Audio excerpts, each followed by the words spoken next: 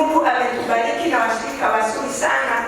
Ukiwa na jambo lolote, hao watu wa Mungu, Mungu wetu anawasaidiana na wana support. Anamshua mliona. Na ninaomba muwe mnatuombea na sisi. Na ninanena neno la baraka juu ya kila mshirika.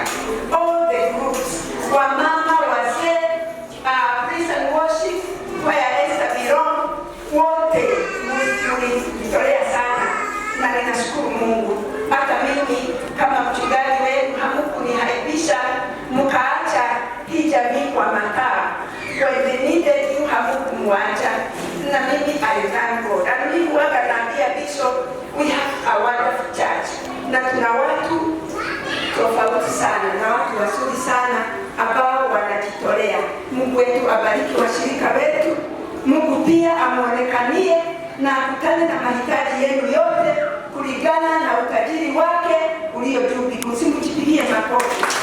Mungu amebarikiwa na pia hii jamii imebarikiwa. So we thank God so much. Tuendelee ama tusiendelee? Sadaka tumeweza kukuja nayo kwa kanisa ili kuambia Mungu asante, na tungeomba uiweze kuipokea. Hapa tuko na mbuzi na kama imechagua hapa mbele ni baraka tu, sio kweli? Na tuko na vitu vingine kutoka kwa sadaka na sadaka hii. Amen. Ningetaka Pastor Mary kuje unisaidie kupokea hizi baraka. Situpigie Mungu wetu makofi.